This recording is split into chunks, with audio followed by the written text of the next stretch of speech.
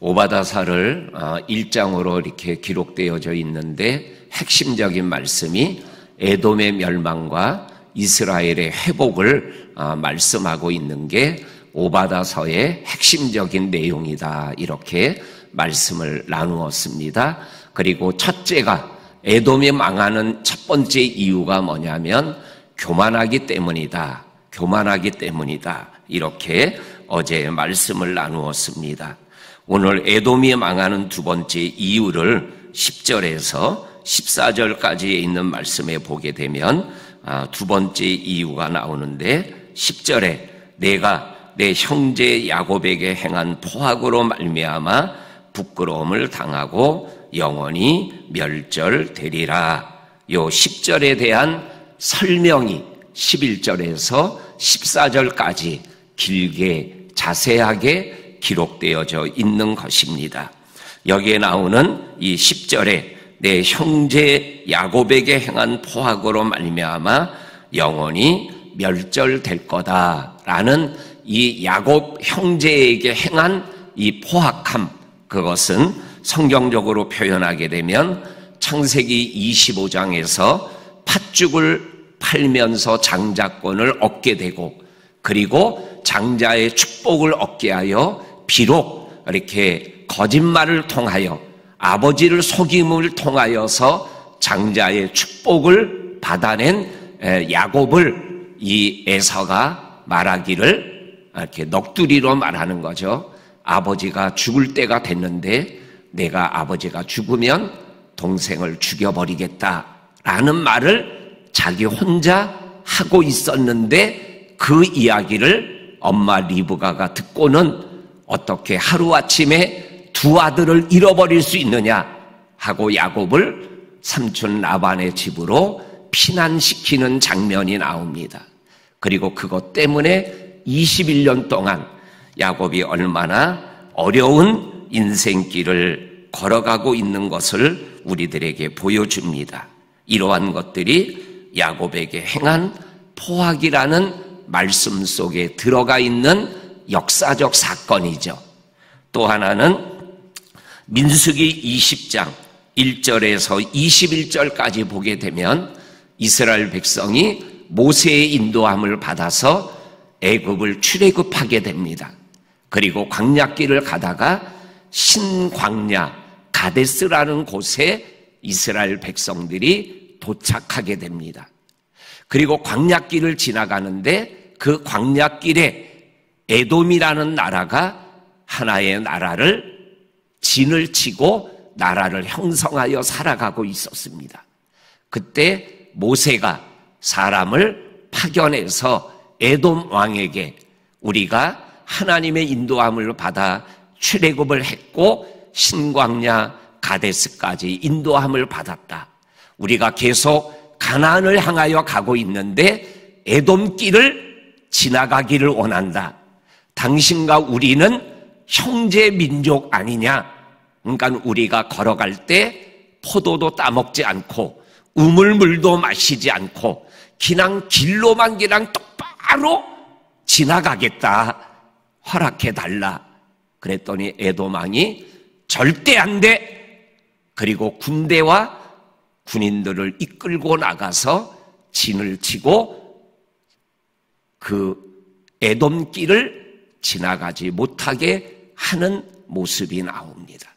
그래서 가까운 에돔 길을 놔두고 호렙산이라는 험한 길로 돌아가는 장면을 보게 되어집니다. 그러니까 이 10절에 관한 말씀은 성경적으로 보면 이러한 두 가지의 역사적 사건을 생각나게 하는 것이죠. 형제인데도 형제답게 행동하지 못했던 이러한 모습은 뭐예요?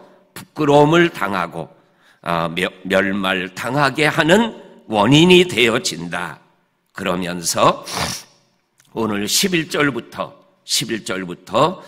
끝까지 보게 되면 어떻게 이스라엘 백성, 야곱 백성에게 에돔 사람들이 힘들게 했는가라는 것을 보여줍니다.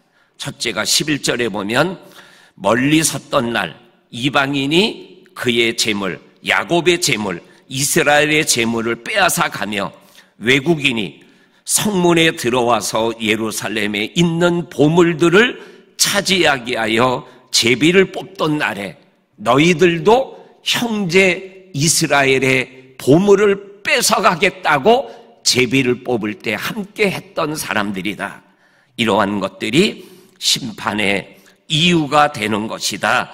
이렇게 말씀하고 있는 것을 보게 되어집니다. 그러면서 오늘 12절에서 14절까지 있는 말씀에 보게 되면 똑같은 말인데 단어만 조금 달리 쓰면서 반복되어 나오는 말씀이 8번 나오는 말씀이 있어요. 12절에 형제의 날, 12절에 재앙의 날, 그리고 12절에 고난의 날, 13절에 환난을 당하는 날, 요 환난 당하는 날이라는 단어가 3번 13절에 반복되고 있습니다. 그리고 14절에 고난의 날, 이렇게 고난당하는 날, 재앙의 날, 환난당하는 날, 이러한 표현이 8번 반복되고 있는 것을 읽어보게 되어집니다. 그런데 또 성경을 자세히 읽어보면 12절부터 에돔 백성들이 이스라엘 백성들에게 행하면은 안 되는 행동들을 8가지 행동을 하고 있는 것을 읽어보게 되어집니다. 재앙의 날에 방관하지 말아야 되는데 방관했다.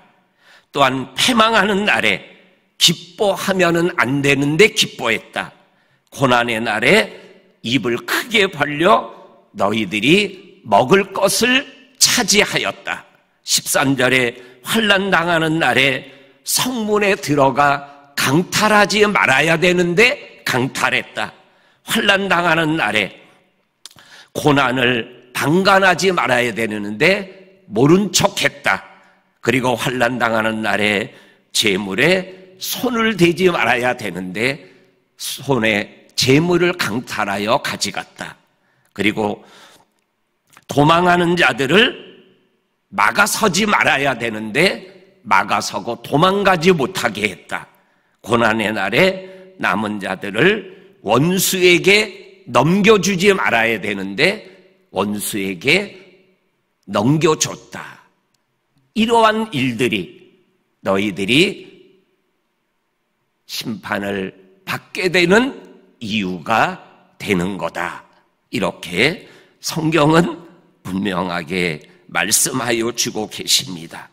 이 말씀을 통해서 우리는 형제라고 생각하는 그러한 사람들이 어렵고 힘들 때 우리는 어떠한 모습으로 그들과 함께 하고 있었는가라는 것을 생각하게 하는 그러한 말씀임을 보게 되어집니다. 신약 성경에서도 예수님이 말씀하셨습니다. 우는 자와 함께 울고 기뻐하는 자와 함께 기뻐하라라는 말씀을 오늘 이 말씀에서 생각나게 합니다. 사랑하는 성도님들, 이 말씀을 통하여 우리가 어떻게 살아가야 되는가라는 말씀을 우리들이 마음에 새기며 믿음의 여정을 아름답게 걸어갈 수 있는 저와 성도님들이 될 수 있기를 주의 이름으로 간절히 축원합니다. 아멘. 그 다음에 15절부터 21절까지는 하나님께서 만국을 벌하시는 날에 하나님께서 이스라엘을 회복하여 주신다, 이렇게 말씀하여 주시고 계십니다. 그런데 오늘 15절에 아주 중요한 말씀이 나옵니다.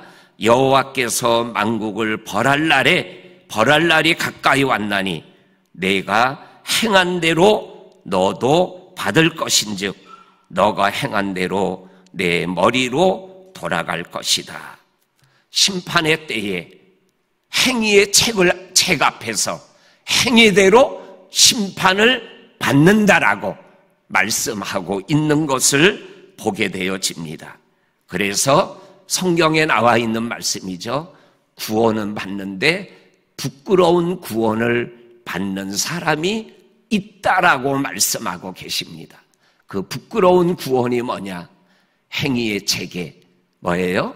상 받을 만한 것이 기록되어 있지 않은 예수 믿은 사람들, 부끄러운 구원을 받는 것이죠. 오늘 하나님은 말씀합니다. 행한 대로 심판하시는 하나님이시다라는 것을 우리들은 무겁게 받아들이며 오늘도 구원받은 사람답게 우리의 믿음의 길을 걸어가야 될 줄로 믿습니다. 그 다음에 17절에 보게 되면 구원받는 축복의 회복의 역사를 말씀합니다. 17절에 오직 시온산에 피할 자가 있다 그랬어요. 그 시온산에 피할 자가 누구냐? 오늘 17절에 보니까는 야곱의 족속은 자기 기업을 누릴 것이다. 나의 영원하신 기업 생명보다 귀하다. 찬양 있죠? 여기에 나오는 자기의 기업을 야곱 족속이 누릴 거다. 그게 뭐예요? 나의 기업이 뭐예요? 예수님이, 하나님이 나의 기업이에요. 다시 말하면 하나님이 나의 기업인 사람이 그거를 한 묶음으로 표현해서 야곱 족속이라고 한 거예요. 야곱 족속은 시온산으로 피한다. 언제요? 하나님께서 만국을 멸하실 날에 야곱 족속은, 하나님을 기업으로 받은 사람은 시온산에 피하여 심판이 아니라 축복과 영생을 얻는다라는 거예요. 그리고 오늘 18절에서 야곱 족속, 그리고 요셉 족속, 그리고 에서 족속이 나옵니다. 그래서 성경은 야곱 족속은 불이 되고 요셉 족속은 불꽃이 되고 에서 족속은 지푸라기가 되어서 불과 불꽃인 야곱과 요셉 족속이 지푸라기인 에서 족속을 불태워서 남은 자가 없게 하겠다. 이렇게 말씀하여 주고 계십니다. 그러면서 19절에 에브라임이란 지파가 나오고 베냐민은 길르앗을 얻을 것이다 라고 나옵니다. 요셉, 에브라임, 베냐민 다 어디에 속한 사람들이에요? 야곱 12아들의 이름이죠. 그러니까는 야곱 족속에 속한 자가 시온산에 피한다. 근데 그 야곱 족속에 속한 요셉 지파도, 에브라임 땅도, 그리고 베냐민 지파도 시온산에 피하는 은총을 누리게 된다라고 말씀하고 계시는 겁니다. 그러면서 또 하나, 누가 시온산에 피하느냐? 오늘 21절 끝절에 보면 구원받은 자들이 시온산에 올라가서, 누가 시온산에 올라가요? 구원받은 자들. 다시 말하면 예수 믿는 자들, 하나님을 믿는 자들, 성령의 인도함을 받는 자들이 결국은 시온산에 올라가는 거예요. 언제요? 하나님께서 만국을 벌하시는 그날에 벌을 받는 것이 아니라 시온산에서 뭐예요? 영생을, 구원을, 축복을, 영원한 하나님의 나라의 백성으로 살아가게 되어진다라는 거예요. 올라가서 에서의 산을 심판하리니 그 나라가 하나님께 속하다. 우리 성도님들, 오늘 시온산과 에서의 산을 비교하고 있죠. 야곱 족속과 에서의 족속을 비교하고 있죠. 이 비교하며 우리에게 하시는 핵심적이고 결론적인 말씀이 뭐예요? 너는 지금 어느 산에 있느냐? 어느 산을 향하여 올라가고 있느냐? 이거를 우리들에게 말씀하고 있는 거죠. 그러면 하나님, 나는 지금 시온산을 향하여 올라가고 있습니다. 이렇게 대답하실 수 있어야 되는 거죠. 아멘이십니까? 오늘도 우리를 시온산으로 올라가게 하시는 이 하나님의 특별한 은혜, 구원의 은혜, 하나님이 나의 기업이 되신 삶을 오늘도 우리가 걸어가며 달려가며 주의 영광의 길을 살아가는 저와 성도님들이 될 수 있기를 주의 이름으로 간절히 축원합니다. 아멘. 하나님 아버지, 어제와 오늘 에돔이 망하는 이유가 교만 때문에, 그리고 포악함 때문에 형제들을 돌봐야 될 때 돌보지 못하고 도리어 악하게 행동한 것 때문에 하나님의 심판을 받게 됨을 말씀합니다. 그러나 만국이 심판을 받는 그날 시온산으로 피하고 시온산으로 올라가 구원받고 영생하며 심판주와 함께 심판하는 자리에 설 수 있는 이 엄청난 축복을 우리들이 이 땅에서 믿음으로 누리며 영생하는 우리들 모두가 되게 하여 주옵소서. 하나님, 오늘 장례를 치르는 성도들의 가정을 위로하시고 장례를 통하여 하나님의 영광과 살아계심과 위로가 임하게 하여 주옵소서. 예수님의 이름으로 기도하옵나이다. 아멘.